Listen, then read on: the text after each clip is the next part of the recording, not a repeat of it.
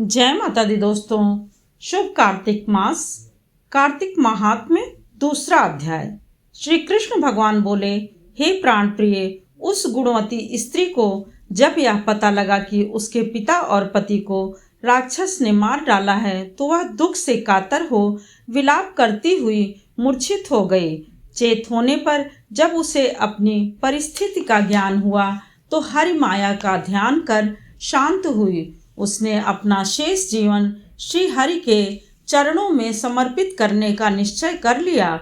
उसने अपनी समस्त गृहस्थी की सामग्री को विक्रय करके पति और पिता का श्राद्ध आदि किया और भगवान के चरणों की भक्ति करते हुए अपने शेष जीवन को व्यतीत करने लगी।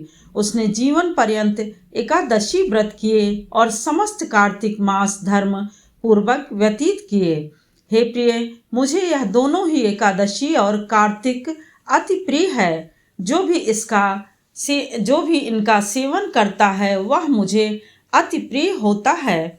मैं उसे स्वतः ही संसार के समस्त भोग प्रदान करता हूँ और अंत में अपने लोक में रखता हूँ। कार्तिक मास में तुला राशि पर सूर्योदय के समय यदि घोरतम पापी जन भी स्नान कर लेते हैं तो मैं उनके समस्त पापों का नाश करके उन्हें उत्तम गति देता हूँ। जो प्राणी विधि विधान से कार्तिक मास का सेवन करते हैं उनके पुण्यों का फल अक्षय होता है। कार्तिक में प्रातः स्नान, रात्रि जागरण, दीपदान, तुलसी पूजन, विष्णु कीर्तन तथा पूजन श्रेष्ठ कर्म माना गया है या फिर कहा गया है या फिर बताया गया है।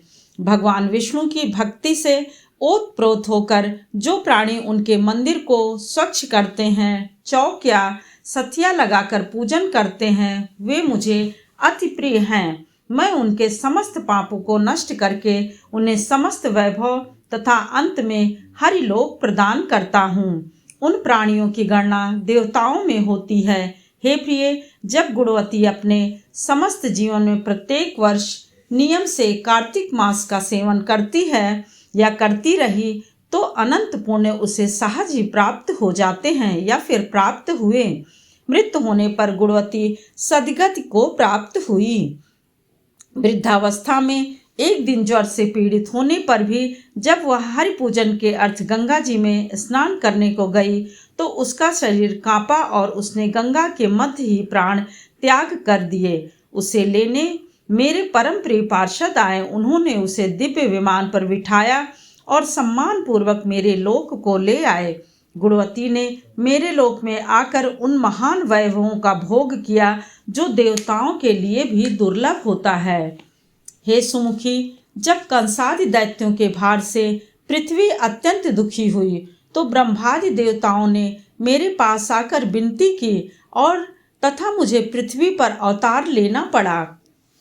मेरे मृत लोक चले आने पर मेरे समस्त गण और लोकवासी भी वहां मेरे बिना ना रह सके और वे भी मृत लोक में अवतरित हुए। जितने यादव हैं वे मेरे ही पार्षद हैं। देव शर्मा, ब्राह्मण सत्राजित और चक्र शर्मा अक्रूर के नाम से जन्मे। गुणवती ने तुम्हारे रूप में सत्यभामा नाम से अवतार लिया। तुम्हारा जो दिव्य स्वरूप है वह तुम्हारे तप का प्रभाव है। एकादशी व्रत और कार्तिक मास सेवन करने के कारण तुम मुझे अत्यंत प्रिय हो। तुमने अनन्य भाव से तुलसी की सेवा की है। इसी कारण इस जन्म में तुम कल्प वृक्ष सरीखे दिव्य वृक्ष को पाने में सफल हुई हो। तुमने कार्तिक मास में जो दीपदान किया है उसी के कारण समस्त शक्तियां तुमको प्राप्त हैं। तुम अनंत रूप और अक्षय लक्ष्मी की स्वामिनी हुई हो।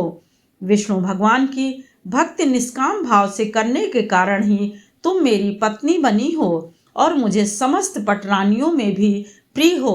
तुम्हारे ही समान यज्ञ, तप और कार्तिक मास का सेवन करने वाला प्राणी मुझे सदैव प्रिय है। हे रानी, इस कार्तिक मास के अनंत फल को मैं कहाँ तक वर्णन करूं। समस्त यज्ञ, तप, दान आदि करने से जो फल प्राप्त होता है वह कार्तिक मास के सेवन करने वाले फल के सामने तुच्छ है। कार्तिक मास का फल सर्वश्रेष्ठ है। जय माता दी दोस्तों।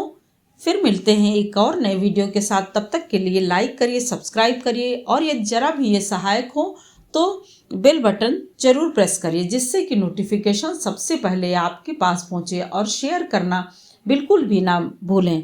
जय श्री हरि विष्णु।